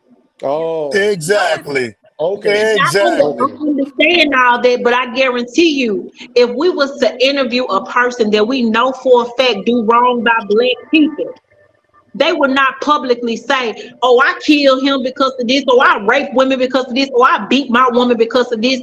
They would try to give us excuses on why they did something to a person. No black person is gonna get on a platform and say, "Well, I raped women because of this, I beat them because of this, and I killed that man because of this." Because you are a black person publicly saying what you do to a black person when it's supposed to be Black Lives Matter in this era. So we can say it's programmed, but we all know that it's wrong. Everybody gonna keep saying that it's okay to do it because we we reference back to what we went through. Yes, I I mean we never went But said no, through something, but hold on. Honestly, it really was programmed, and it started when in the drug game. Honestly, like when the FBI's or whoever it was hiring the they black. infiltrated the community with Yeah, drugs. that's when that's when it really like got big with the black on black crime. I mean, all I'm saying is that even now, even now, it's always a strategy to keep us being behind people that's buying homes. If you go in the bank, if you can do it over the phone, if they think you white, you probably go all the way through. But if they see your face, or let's just say you getting your house appraised. White people get their house appraised higher than blacks. We always get the shitty end of the stick, is what I'm saying. This is you true. I You work in the you banking So you I want to industry. break it understand down on this. So the 10 areas of human activity that I mentioned was a gentleman called Neely Fuller. You may want to check him out. But his protege, Dr. Frances Cress Welsing, did the ISIS papers, and she talks about white people, and she talks about the whole reason why colorism exists. It exists because white people have a genetic disposition. What that means is that who they are in their biological makeup, they are inferior to black people. Because of that, the only reason she surmises in her theory that the only reason that white supremacy exists is because that's the only way that they can survive genetically. And so, because Mm. they are in charge of us, we see that genetic disposition in their leadership being passed down through us through what we call colorism. And because that colorism becomes a thing with us, because you get a job because you're light skinned. In the DC, Maryland, Virginia area in the 50s, 60s, and 70s, there was a brown bag test. You didn't get a job if you weren't lighted in a brown bag. If you were darker, you got it after everybody else. And so these things were scientifically melded in our heads, and we still have these things and we still utilize them. We got them from the colonizers because of their genetic disposition. Now, the question is, if we know that they have a genetic disposition and they passed it to us, why are we still using that as a form uh of of first, second, and third, placing people based on their colors? Because we're still in a colonized environment. Now, what do we see in other environments? When you go to India, you see the same thing, colorized environment. When you go to China, colorized environment. When you go to, even when you go to the islands, colorized environment. Why? Because colonizers have been there. Now, the question is, we know that the melanin in our skin means that we are genetically superior. We know that the kinky hair makes us have an ether 9 that gives us an extended antenna for our instincts. But instead, we're still depending on something as simple as you light skinned and that's why you got the job. Or you dark skinned and that's why you didn't get the job. We've got to begin to utilize our strengths instead of focusing on our weaknesses. And I think to answer your question, Clinton, in order to do that, we have to point people in the direction. The Okay. darker the berry, the sweeter the juice. That's just how simple it is. And if you go from outside of that, and I'm not just talking about sexually, I'm talking about intellectually, I'm talking about instinctively, I'm talking about physiologically. And so now, what are they doing now? They took our heritage from us because of taking our lands. Now they're trying to take our biology from us by giving us foods that are not good. And this is why we have to come together.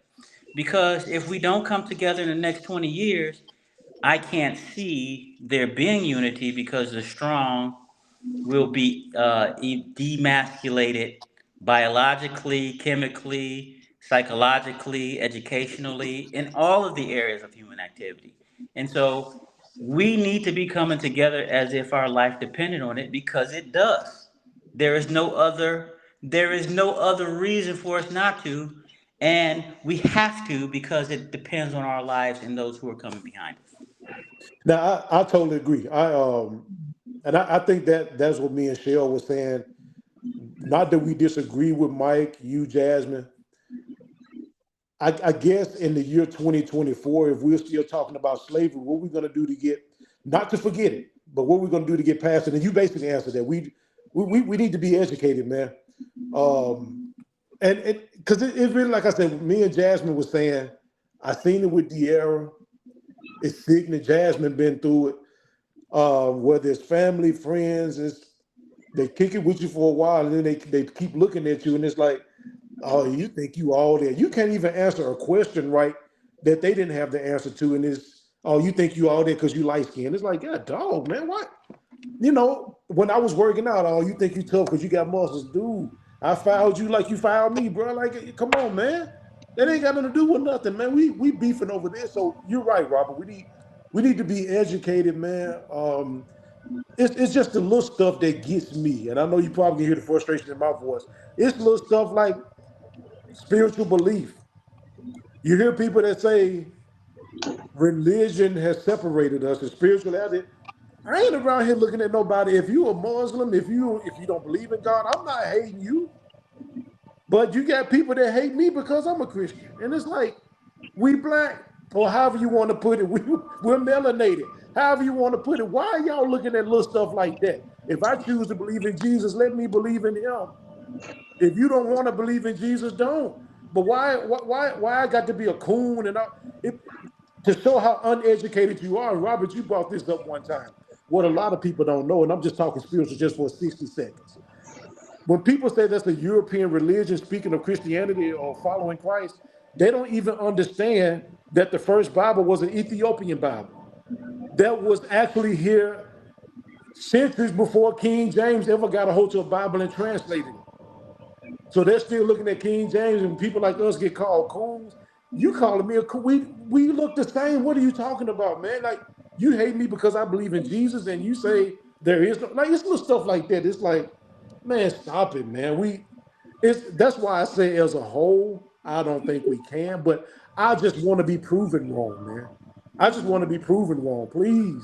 Like, let's get together. Let's go ahead and do it and quit talking about it and drop all this little ignorant stuff. And your wife thinks she all that, and you a Christian, and oh man, we talking about getting a grocery store together. What are y'all looking at her skin color for?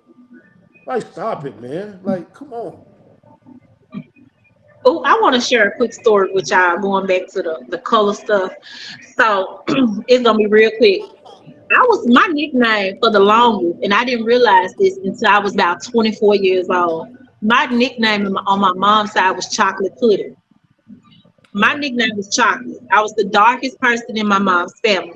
So it made me feel like something wrong with me, like I'm ugly or this or that. So when I had my oldest daughter, I was so ignorant. I pushed her out. I'm like, oh, I'm kissing her. I'm like, oh, she's so pretty and chocolate because all I wanted was a chocolate baby. I didn't want no red baby because of how I was treated. I didn't want no yellow baby because of how I was treated. I wanted me a chocolate baby. When they brought that baby back to me, y'all, I was crying real tears worse than pushing her out because they brought me back this red, yellow looking baby. I'm like, that's a pretty baby, but that ain't my baby. And pushed the baby and everything. I kept pushing them, pushing. It's like, this your baby. Like, that is not my baby. My baby was brown. But I was so ignorant. She had blood on her. And I'm thinking I had the most chocolatest, prettiest baby because my mom's side of the family made me feel like I looked a certain kind of way, and I didn't want my baby to grow up going through that. I'm like, I just want me a pretty chocolate baby so I can love on her. And she come out red as fire. Wow. And I'm gonna tell you something else. So you just made me think about something. I really hate when people look at darker skinned women and say, "Oh, you got the prettiest dark skin." Like, why do you say that, man? Why Mm-hmm. you You say so you got pretty pretty to be skin? chocolate. Yeah, like, come on, man. Like I said, y'all, Underhand, I had to. You said what, Robert? underhanded compliment. Yeah, man. Like again, let me say this, y'all, because I'm actually agreeing with you and Mike and Jasmine and Rachel is too. We just, like I said, we just need. Hey, what do we do from here? Like we can talk about it, but what we gonna do from here? But I just hate that, man. That was a good question you came up with, Mike, because That was, it's something to think about, man. I really want us to be together. I would love to be able to walk down the street. Let me just be real frank. I love to walk down Beale Street and not have to worry about nothing. I would, man. This time of night, I would love for me and De'Ara to be able to walk and not have to worry about nothing. Because our culture has been taught to look out for one another. Now we won. It don't matter if I'm lighter than Robert, he lighter than me, he lighter than Shell lighter than Jack. It don't matter. We're one. I would love that, man. Hey, what kind of business you got? Like right now, y'all don't like people can say what they want about me, y'all. But one thing they can't say is that Clint don't want people's business to thrive and people to thrive. How many times have I put people on here and just say, hey, talk about your business? Because I know people are gonna look. There are more people looking than what you see on the screen. I love to push people, man. If I can't put money in your pocket, I'm not saying I can't, But man, at least let me push your business. And man, I'm all for my people, man. I just hate that little small stuff. Like it says in the Bible, Rob, it's the small foxes that spoil the vine. It's that little stuff, man. It's like y'all getting tripped up over this. Stop. If I need to quit saying, listen, at one time I wanted me a light-skinned female, I'll do that just to make peace with everybody. Fine. Because what people they don't hear, y'all, is that I quit saying that and just say, Lord, I just want a woman to love me back. This is what I want. And I end up meeting De'Ara. I'm not ashamed of her. I would never be ashamed of her. But I think somebody was saying something. I'm sorry, I'm just rambling on. Did somebody say something? No, you weren't saying. Finish, man. We Oh, listening. I'll never be ashamed of my wife, and I'm unapologetic about meeting her and marrying her. It's just some of the stuff I've seen, man. It's like, man, y'all treat her like this. It's some people that won't do business with her because of her color. I'm telling you what I know, man, and it's sad, man. It's like she is one of us. Like y'all treat her like she ain't nothing. But what you said, Mike, 100% true, man. Is what has been embedded in us.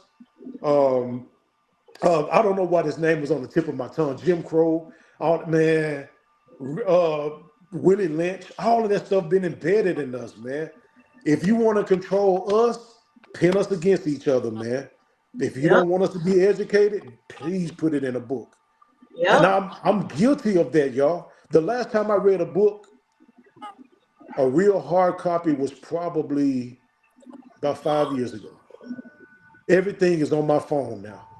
And I got to the point now where I'm on Amazon. I said, man, I got to find me a Bible I can put in my hand. Not just on Sundays. I got to start flipping pages. I got to find me a book. The 1 Minute Millionaire. That's a good one. I asked my friend about it, man. You mind if I get that, man? Because I want to read that again. We got to start doing this, y'all. So I'm all for what you say, Robert. I really want us to thrive, man. We just got to get rid of this small stuff that's tripping us up, man. Yeah. I came up with that. I came up with that because of what just happened in my circle with some brothers. And it's sad that we can't work together. It's sad that we can't pay for something and get what we pay for. I don't know. It is, man. Sometimes I wish it was a perfect world. Hey, Mike, I guarantee you, man. And here's the crazy part, Jasmine. I don't. Shell looks familiar. She looks very familiar. But I'm just gonna say we haven't met in person. Me and Mike never met in person. Me and Robert never met in person. But I guarantee you, if I said, man, me and De'Ara and Prince home, I guarantee you, I bet all three of them have my back on that. If Jasmine said, man, me and Lorenzo fell short on this, that, and the other, I guarantee you they ain't gonna hear nothing from Clint. Well, Clint told y'all he did it, man. I can't find out they need help. I guarantee you I can't. You know what I'm saying? Our mentality is like this. We just gotta help other people's mentality get like this. I can't see me pulling up to a Krispy Kreme and I'm hungry. I don't have no money and I just end up at Krispy Kreme. I guarantee you Shell go help me out. I wish everybody was like that, Jazz. Robert, y'all, I just wish it was like that. So when people hate me because I'm a Christian, I'm like, man, if you don't understand, I'm trying to get your business out here. You looking at that? Come on, man.